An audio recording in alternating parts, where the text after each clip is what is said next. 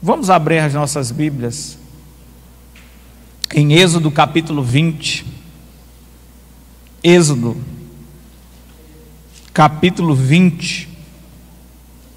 E nós estamos fazendo uma série de mensagens sobre os 10 mandamentos.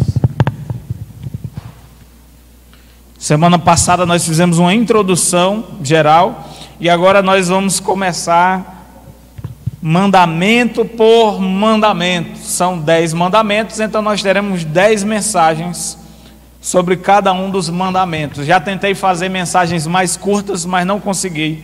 A gente precisa realmente ir devagar e estudar mandamento por mandamento. Mas nós vamos ler todos os mandamentos. Êxodo capítulo 20, versículo 1 a 17. São as palavras do próprio Deus. O povo de Israel escuta Deus falar de cima do monte. Êxodo 20, versículo 1 a 17. Então falou Deus todas estas palavras: Eu sou o Senhor teu Deus, que te tirei da terra do Egito, da casa de servidão. Não terás outros deuses diante de mim. Não farás para ti imagem de escultura, nem semelhança alguma do que está em cima nos céus, nem embaixo na terra, nem nas águas debaixo da terra. Não as adorarás, nem lhes darás culto, porque eu sou o Senhor teu Deus, Deus zeloso, que visito a iniquidade dos pais nos filhos, até a 3ª e 4ª geração daqueles que me aborrecem, e faço misericórdia até 1000 gerações daqueles que me amam e guardam os meus mandamentos. Não tomarás o nome do Senhor teu Deus em vão, porque o Senhor não terá por inocente o que tomar o seu nome em vão. Lembra-te do dia de sábado ou de descanso, para o santificar. 6 dias trabalharás e farás toda a tua obra, mas o 7º dia é sábado do Senhor teu Deus. Não farás nenhum trabalho, nem tu, nem teu filho, nem tua filha, nem teu servo, nem tua serva, nem o teu animal, nem o forasteiro das tuas portas para dentro, porque em 6 dias fez o Senhor os céus e a terra, o mar e tudo o que neles há, e ao 7º dia descansou. Por isso o Senhor abençoou o dia de sábado e o santificou. Honra teu pai e tua mãe, para que se prolonguem os teus dias na terra que o Senhor teu Deus te dá. Não matarás, não adulterarás, não furtarás, não dirás falso testemunho contra o teu próximo, não cobiçarás a casa do teu próximo, não cobiçarás a mulher do teu próximo, nem o seu servo, nem sua serva, nem seu boi, nem seu jumento, nem coisa alguma que pertença ao teu próximo. Vamos orar? Pai, eu quero agradecer ao Senhor por estas palavras, palavras santas, palavras benditas. Pedimos a Deus que o Senhor venha tocar nos nossos corações, nos dando a convicção, Pai querido, de que a Tua lei é perfeita e restaura a alma, é capaz de nos dar sabedoria, que os Teus juízos duram de fato para sempre, e o temor do Senhor é límpido e ilumina os olhos, que possamos ver a perfeição, a sabedoria, a glória, Senhor Deus, e o bem que a Tua lei pode proporcionar nas nossas vidas. Em nome de Jesus nós te oramos, amém. Os 10 mandamentos são de autoria divina, foi Deus que falou estas palavras. Em Deuteronômio 4 tem um texto que eu gostaria que vocês guardassem. Deuteronômio é repetição da lei. Versículo 12 a 14 de Deuteronômio diz assim: Moisés, antes de morrer, nos limites da terra prometida, relembra o povo de Israel, 40 anos depois que saem do Egito, quase 40 anos que fizeram aquela aliança no Sinai e receberam os 10 mandamentos. Moisés então diz assim, Deuteronômio 4, verso 12: Então o Senhor vos falou no meio do fogo, a voz das palavras ouvistes, porém além da voz não vistes aparência alguma. Então vos anunciou ele a sua aliança, que vos prescreveu os 10 mandamentos e os escreveu em 2 tábuas de pedra. Também o Senhor me ordenou ao mesmo tempo que vos ensinasse estatutos e juízos, para que os cumprisseis na terra a qual passais a possuir. Percebam, queridos, que a Bíblia é enfática de que estas palavras vieram da boca do próprio Deus, e quando elas foram escritas pelo próprio Deus. Deus é o autor desta lei. Deus usou, inclusive, nem usou veículo humano para comunicá-la. Deus mesmo se pronunciou, de modo que a multidão dos israelitas, no pé do Sinai, conseguiu ouvir a voz de Deus. São as palavras da aliança. Então, Deus é o autor dessa lei. Segundo, essa lei foi entregue no contexto de uma aliança. Deus, em sua graça, ouve o clamor do seu povo, os resgata da terra da escravidão, da servidão, os faz um povo livre e decide, em sua misericórdia, fazer uma aliança com eles. Esse povo já tinha sido salvo, já tinha sido redimido, já tinha sido liberto. Agora este mesmo Deus que os salva e os liberta, propõe uma aliança, e a base da aliança é o compromisso de Deus em ser o seu Deus, e desse povo ser o povo de Deus, demonstrando o compromisso com o seu Deus através da obediência.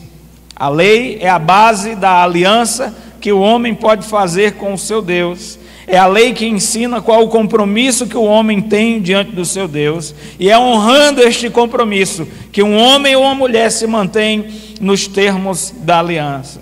Terceira verdade que eu expliquei para os irmãos semana passada é que essa lei é permanente.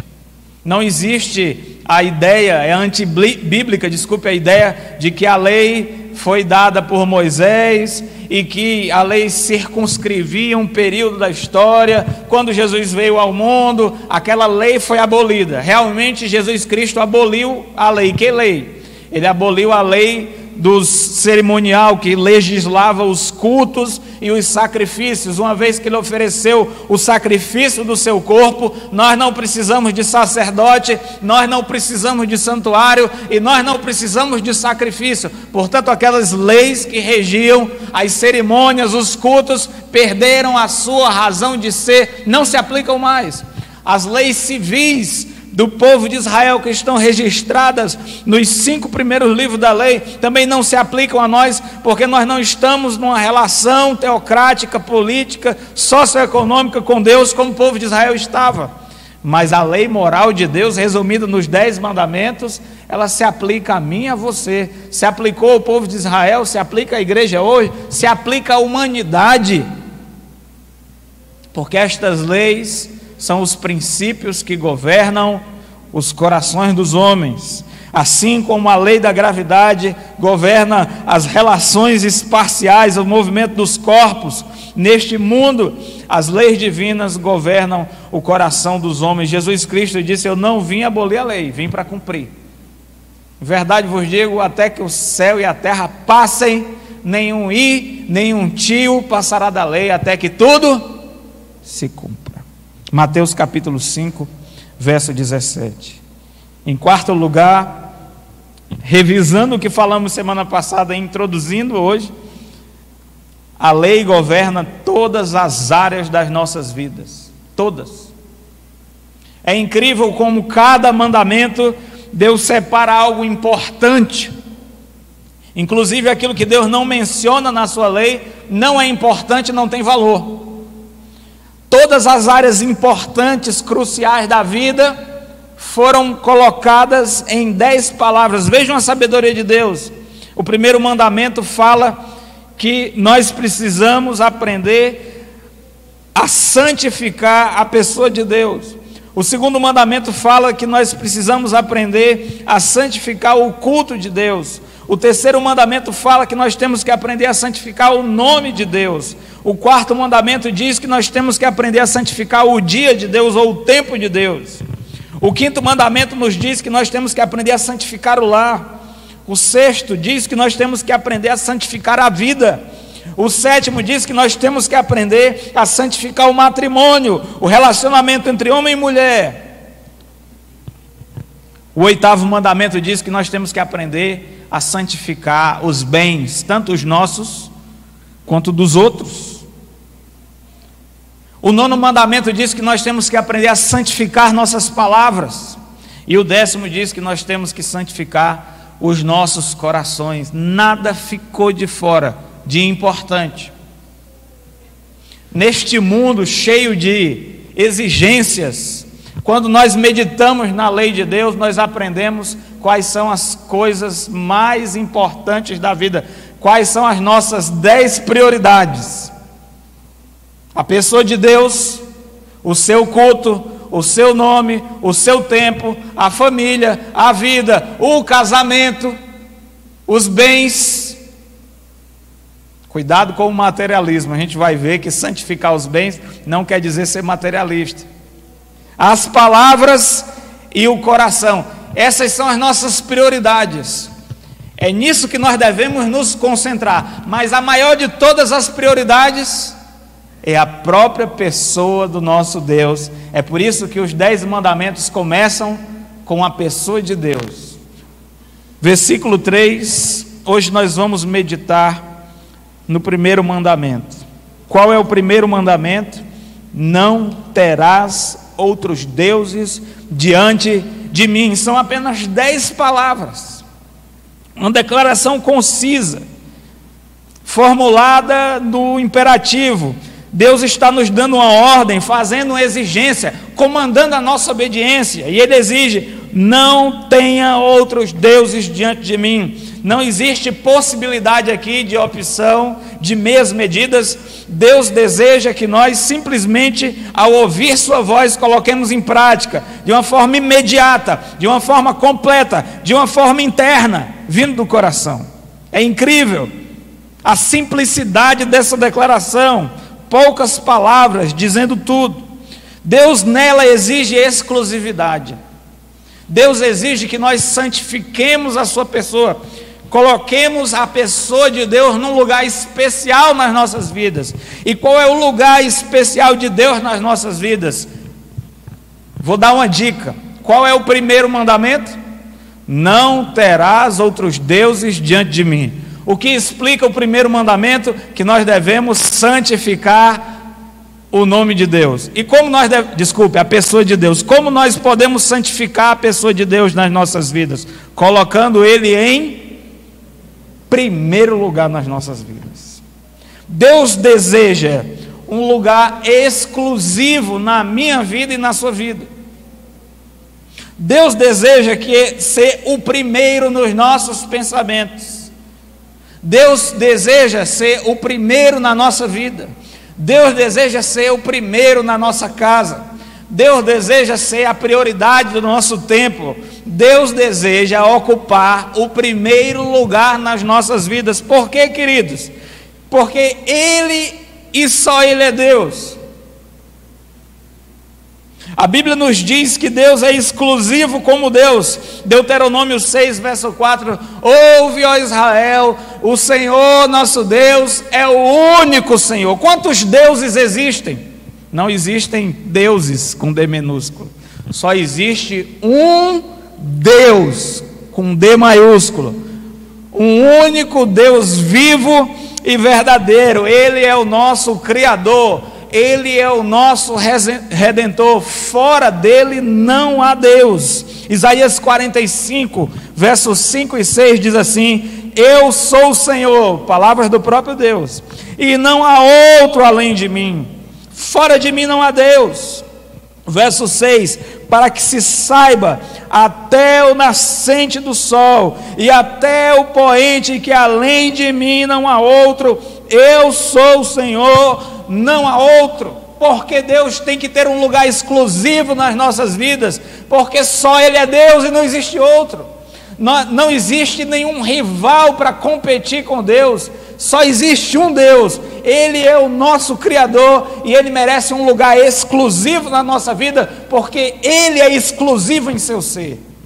Ele também é exclusivo no nosso relacionamento com Ele. Deus, Ele é exclusivo em seu ser e é exclusivo no relacionamento dele conosco. Ele é o nosso Criador. Portanto, Ele tem um envolvimento conosco único.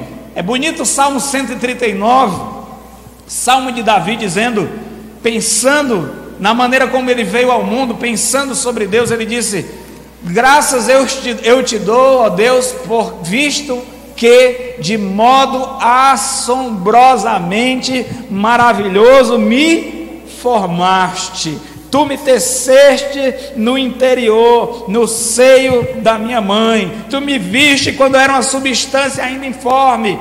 Ele sabia que Deus o colocou do mundo, que Deus fez parte da concepção dele, que Deus o ajudou e o formou ali ainda no ventre da sua mãe, e ele tinha uma relação muito especial com Deus, assim como eu e você. Cada um de nós foi colocado nesse mundo através do poder da graça de Deus, e todos nós temos uma relação única com Deus, porque cada um de nós somos criaturas do Senhor. E Deus merece um lugar exclusivo nas nossas vidas, em primeiro lugar porque Ele é nosso Deus e só Ele é Deus, e em segundo lugar porque Ele é o nosso Criador e só Ele é o nosso Criador. Não existe ninguém que possa competir com Deus no que diz respeito a esse tipo de relacionamento. Além de Deus ser o nosso Criador, a Bíblia diz que Ele é o nosso Redentor. Isaías 44, versículo 24 diz assim: assim diz o Senhor, que te redime, o mesmo que te formou desde o ventre materno. Eu sou o Senhor, que faço todas as coisas. Deus se apresentando como o único Deus, como o único Criador, como o único Redentor, deixando claro para nós que Ele é exclusivo em seu ser, é exclusivo no nosso relacionamento com Ele, e Ele exige ser exclusivo na nossa vida. Nós não podemos considerar nada, nem ninguém, nenhum outro como Deus, porque só Ele é Deus. Essa é a lógica desse mandamento. Agora, como nós podemos fazer isso? Tanto o Antigo Testamento quanto o Novo Testamento pontuam que nós colocamos Deus em primeiro lugar na nossa vida e o tratamos como Ele merece, com exclusividade e prioridade, amando de todo o coração. Deuteronômio 6, verso 4, abra lá comigo. Deuteronômio 6, versículo 4, é o 5º livro da Bíblia. Diz assim a palavra de Deus, Deuteronômio 6, versículo 4: ouve, ó Israel, o Senhor nosso Deus é o único Senhor. Isso é uma verdade. Deus existe e Ele é único, portanto Ele é o único Senhor. Qual a consequência disso? Versículo 5: amarás, pois, o Senhor teu Deus de todo o teu coração, de toda a tua alma e de toda a tua força. Agora vamos para Marcos capítulo 12.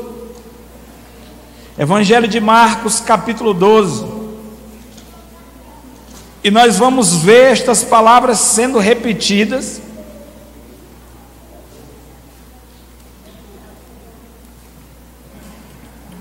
Através do Senhor Jesus. Marcos capítulo 12, a partir do versículo 28. Marcos 12, a partir do verso 28. Chegando um dos escribas, tendo ouvido a discussão entre eles, vendo como Jesus lhe houvera respondido bem, perguntou-lhe: qual é o principal dos mandamentos? O escriba pergunta a Jesus. Jesus responde, verso 29: o principal é: ouve, ó Israel, o Senhor nosso Deus é o único Senhor. Amarás, pois, o Senhor teu Deus de todo o teu coração, de toda a tua alma, de todo o teu entendimento e de toda a tua força. Jesus acrescenta um item que não estava em Deuteronômio 6, verso 4. É a expressão de todo o teu entendimento. Em Deuteronômio 6, verso 4, fala de alma, de coração, de alma e de força. Jesus fala de coração, de alma, de força e de entendimento. Mas perceba, queridos, que a partir da verdade que só existe um Deus, então nós temos que nos relacionar com esse Deus de uma forma exclusiva. Se existissem dois deuses, eu teria que partir dar um pedacinho do meu coração para um e dar um pedacinho do meu coração para outro. Mas como só existe um, então eu dou todo o meu coração para Ele. O que significa? Amar de todo o coração, de toda a alma, de todo o entendimento e de toda a força. Nós precisamos reunir todos os recursos do nosso homem interior, coração, alma, entendimento e força, ou seja, com tudo que nós temos, para desempenharmos o dever que temos de amarmos o Senhor sobre todas as coisas.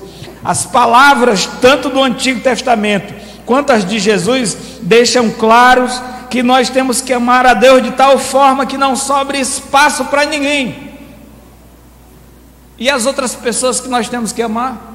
Por exemplo, a Bíblia diz: ama teu próximo como a ti mesmo. Inclusive Jesus diz no verso 31, o segundo é: amarás o teu próximo como a ti mesmo. Sim, nós temos que amar o nosso próximo como a nós mesmos. Mas para nós amarmos o nosso próximo, em primeiro lugar nós temos que amar a Deus. Nós amamos Deus além de nós mesmos, na verdade com tudo que nós temos. E faz parte do meu amor a Deus a obediência de amar o próximo como a mim mesmo. Um mandamento está incluído no outro. De maneira, queridos, que nós colocamos Deus em primeiro lugar, ou seja, o tratamos como único e verdadeiro Deus, não só em si mesmo, não só como nosso Criador e Redentor, mas o nosso Deus de coração, quando nós o amamos com tudo o que nós somos e com tudo que nós temos. A palavra amor também é uma das palavras mais importantes da Bíblia. A Bíblia diz que Deus é amor.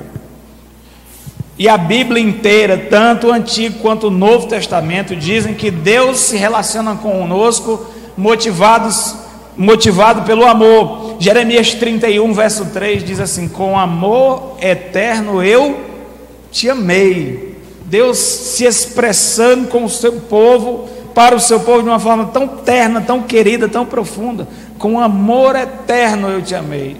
E em Romanos 5:8 o apóstolo Paulo diz que Deus prova seu próprio amor para conosco pelo fato de ter Cristo morrido por nós, sendo nós ainda pecadores. Deus é amor.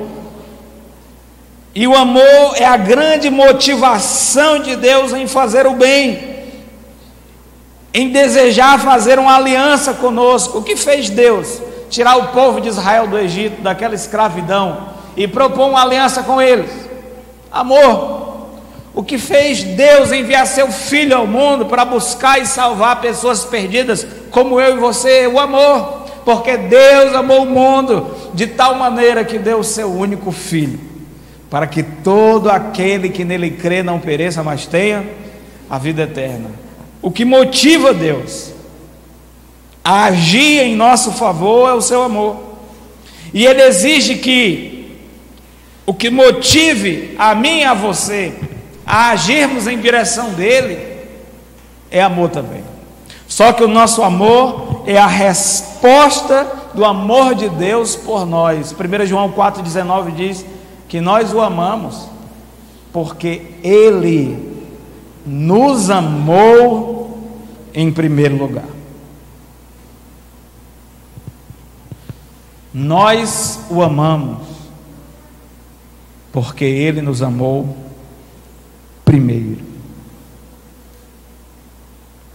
Deixa eu dizer uma coisa para você, eu quero ser bem claro aqui.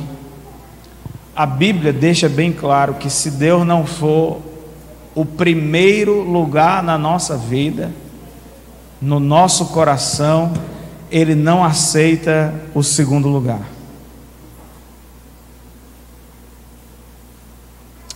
Muitas pessoas acham que podem,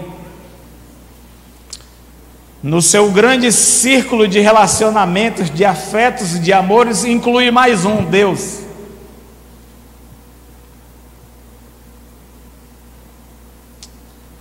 Deus exige exclusividade. Deus é e só aceita ser o primeiro nas nossas vidas se Ele não for o único Deus. Ele não aceita o segundo lugar. Se Deus não for o primeiro na minha vida, na sua vida, Ele também não será o último. Seria uma injustiça de Deus com relação a si mesmo ser único, exclusivo e primeiro em seu ser, único, exclusivo e primeiro no seu governo de todas as coisas, e se rebaixar a ser o terceiro, o quarto ou o último lugar das nossas vidas. Deus não aceita esse tipo de relacionamento. Jesus Cristo disse: busquem o reino de Deus e a sua justiça em primeiro lugar. Mateus 6, verso 33. E todas as outras coisas vos serão acrescentadas. Lá em Êxodo 20, verso 3, Deus diz: não tereis outros deuses diante de mim, literalmente, diante da minha face. Calvino disse que o coração do homem é uma fábrica de ídolos.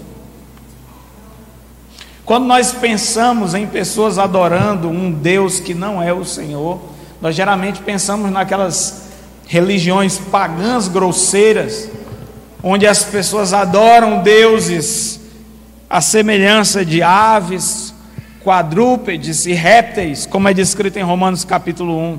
Pessoas adorando ratos, vacas, etc, etc, etc. E nós achamos que por não fazermos destas coisas, nós não somos idólatras.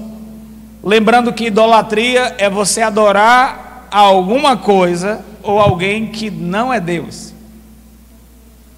Deus só existe um, e só Ele deve ser tratado como Deus.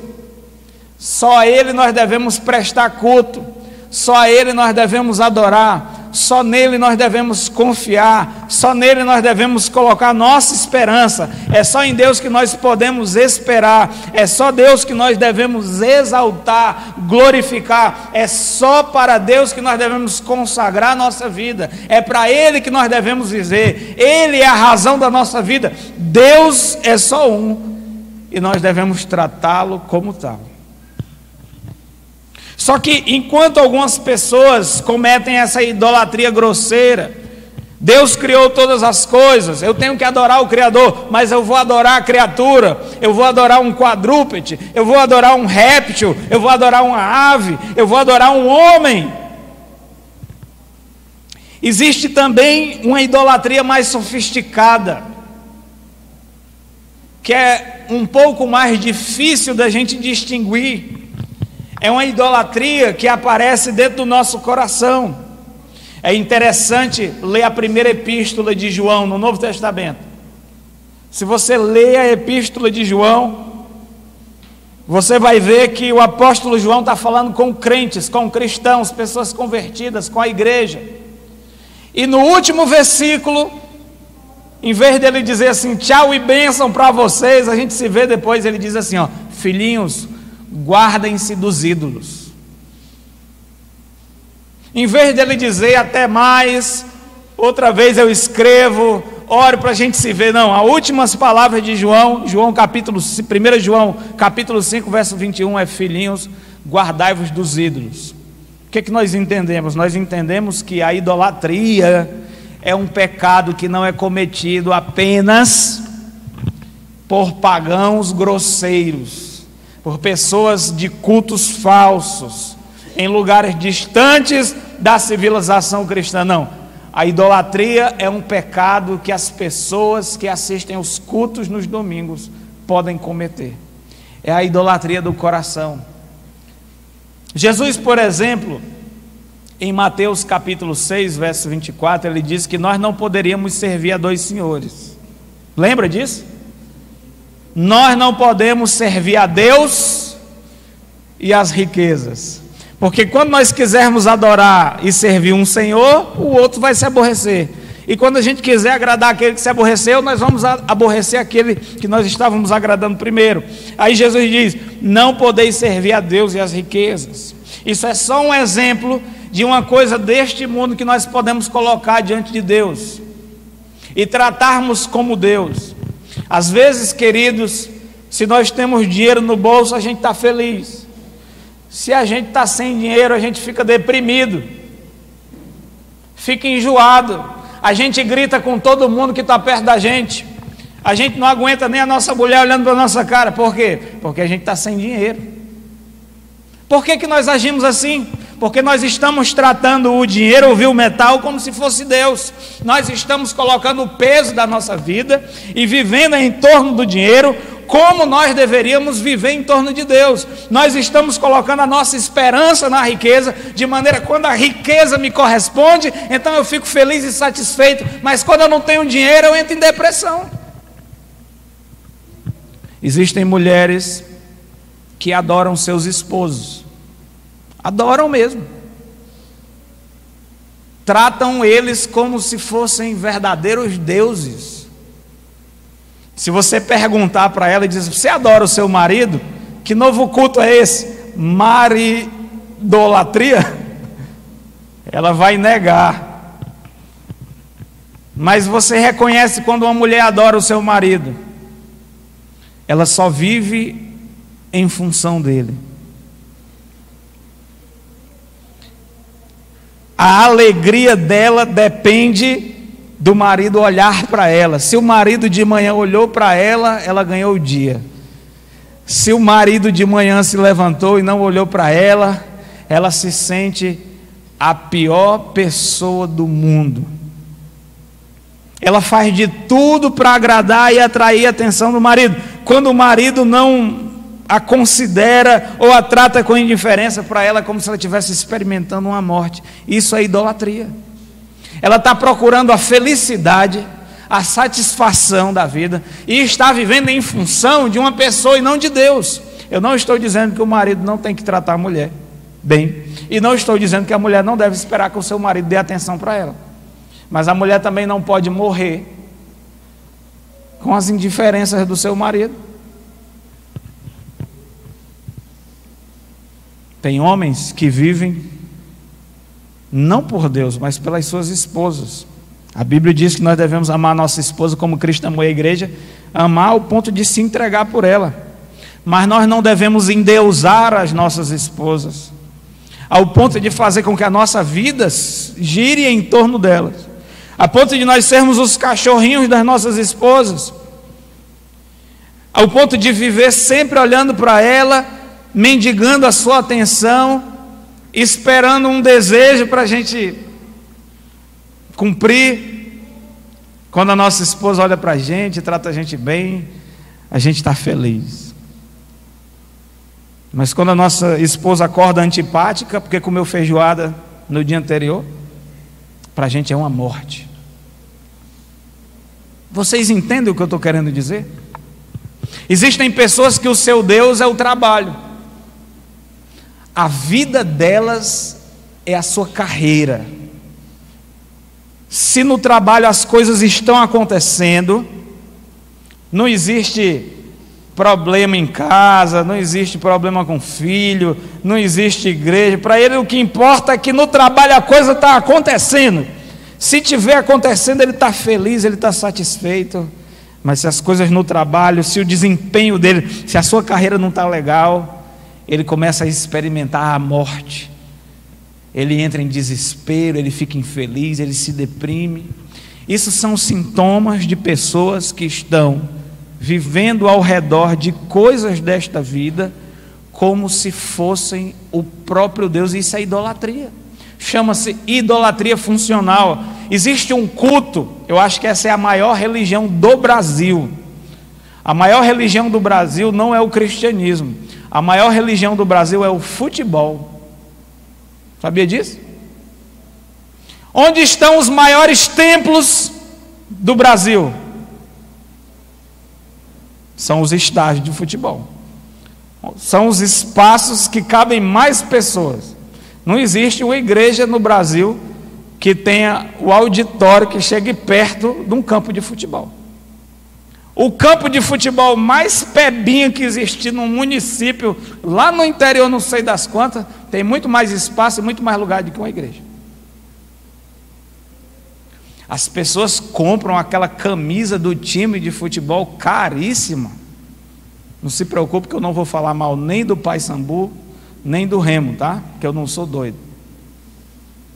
Aquela camisa caríssima, tá bom? As pessoas pagam um ingresso caríssimo para participar daquele evento, ver aqueles 11 contra 11 atrás de uma bola. Pensa na lógica da coisa. E as pessoas lá se atropelam para entrar num campo de futebol. Aqui na igreja não canta uma música, não canta. Não adianta ficar de pé, sentado, de cabeça para baixo, não adianta espremer a pessoa, não sai nada da voz. Mas no campo de futebol a pessoa está naquele desespero. São capazes de morrer e até de matar pelo seu time. Se alguém falar mal do seu time perto dele, o cara dá um troço. Porque aquilo deixou de ser um esporte e uma brincadeira e se tornou uma religião, uma idolatria. Quando nós tratamos qualquer coisa da criação como Deus e começamos a viver em função daquilo, como se aquilo fosse a coisa mais importante da vida, então nós estamos cometendo esse pecado. Eu não estou dizendo que na vida não existem coisas importantes, existem, mas Deus é a pessoa, não a coisa mais importante da existência, porque Ele é Deus, Ele nos fez e nós pertencemos a Ele. E é para Deus que nós devemos viver, é em Deus que nós temos que confiar e colocar a nossa esperança. Nós colocamos a nossa esperança nos homens, nós estamos contando com a boa vontade do nosso patrão de continuar mantendo a gente no emprego, nós estamos contando com a polícia para nos proteger. A polícia faz o seu papel, faz o que pode, mas nós estamos na mão de Deus, gente.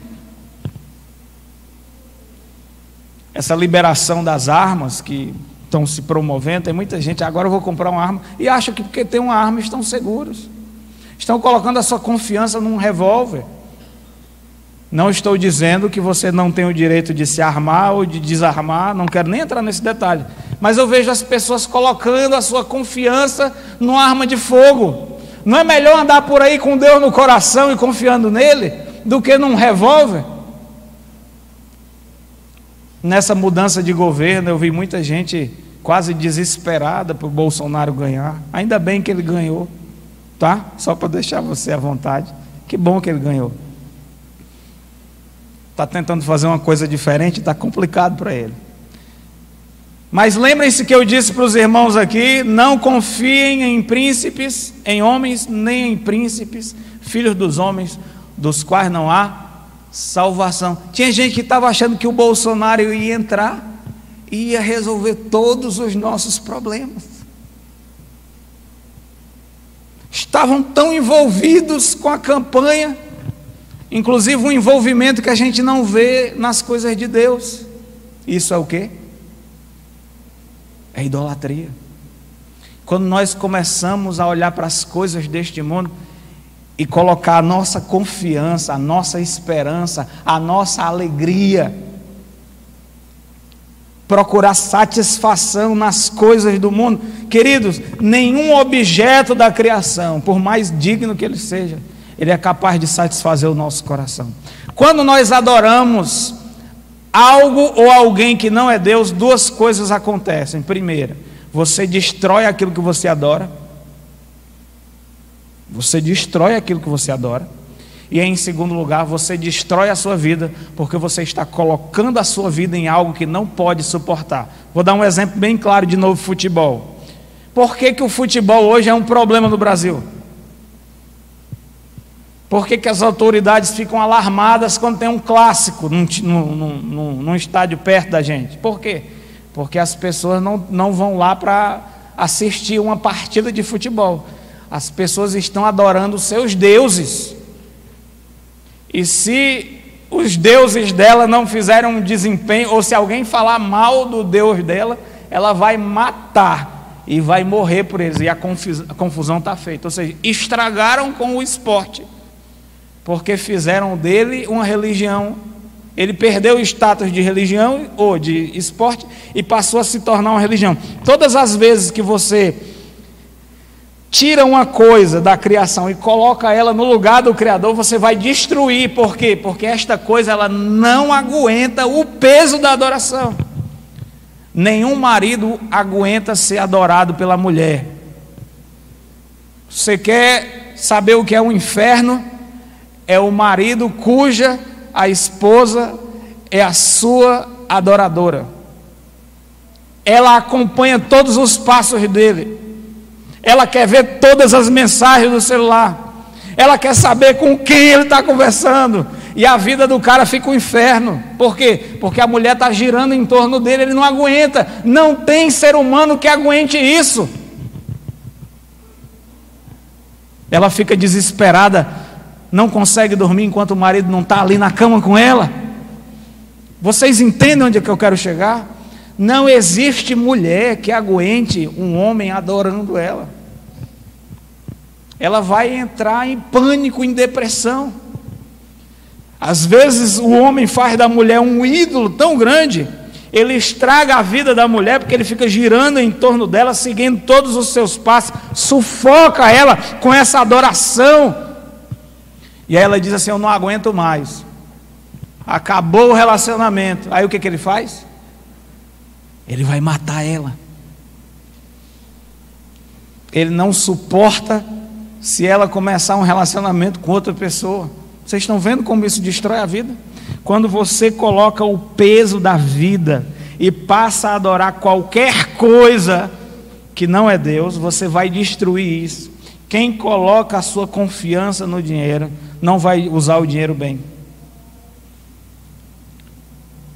Quem faz do seu trabalho a coisa mais importante da sua vida, vai estragar a sua vida profissional. Ninguém vai aguentar a sua competitividade no ambiente de trabalho, sempre querendo o seu melhor, sempre querendo puxar o tapete dos outros, sempre colocando os seus interesses profissionais, inclusive acima da própria empresa. Você vai estragar aquilo. Segundo, você vai se estragar também, porque você vai sentir a frustração de adorar uma coisa, de endeusar aquilo e não haver retorno. Quando nós confiamos em Deus, Deus é digno da nossa confiança, e a nossa confiança dele nunca é vã.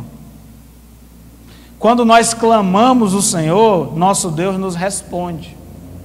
Quando nós amamos a Deus de todo o nosso coração, Ele é capaz de devolver esse amor. Ele é capaz de satisfazer o nosso coração.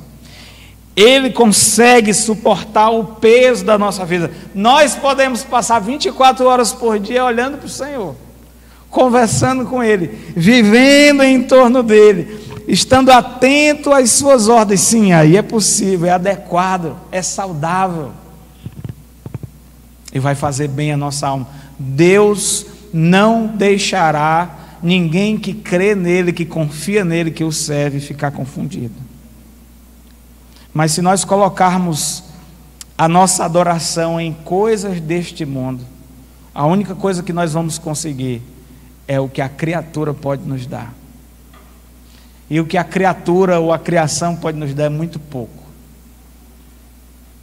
Em Jeremias 2,13, o Senhor nos diz: 2 males cometeu o meu povo.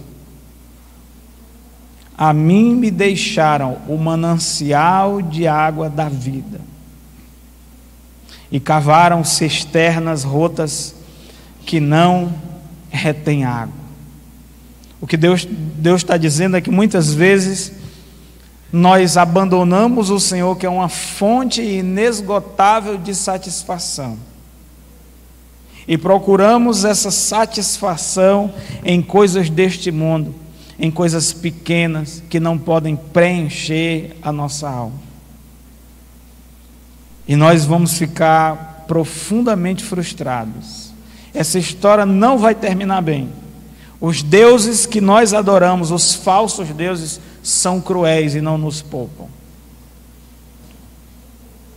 Portanto, queridos, não terás outros deuses diante de mim, significa trate Deus como Ele merece, trate Ele como Deus, faça dele alguém exclusivo na sua vida, e você o fará assim, amando de todo o seu coração, amando com toda a sua alma, com toda a sua força, com todo o seu entendimento, com tudo que você é. Dedique-se ao Senhor, adore-o, faça dele o centro de referência da sua vida, confie nele, espere nele, se alegre nele, invoque a ele, busque a ele, ame-o, e você não vai ficar confundido. Você deve fazer isso porque só existe um Deus, único e verdadeiro. Tratar qualquer outra coisa ou pessoa como Deus seria um pecado, uma desonra ao Criador. Nós devemos fazer isso porque não só Ele é o nosso Deus, mas é o nosso Criador e o nosso Redentor. Ele merece um lugar exclusivo na nossa vida, por ser Deus e por ser nosso Criador e Redentor. E em terceiro lugar, nós devemos tratá-lo como Deus e ter o Senhor na nossa vida como alguém exclusivo e único, porque só Ele pode satisfazer a sede do nosso coração. Só Deus pode ser adorado e ao mesmo tempo corresponder com alegria no coração do adorador. Quando nós amamos alguém de todo o nosso coração que não é Deus, nós vamos terminar em profunda decepção. Mas quando nós amamos o Senhor de todo o nosso coração, nós não vamos ficar confundidos. Com amor eterno, eu te amei. Nada nos separará do amor de Deus. Nada. Todas as coisas cooperam para o bem daqueles que amam a Deus. Deus precisa ser a nossa prioridade.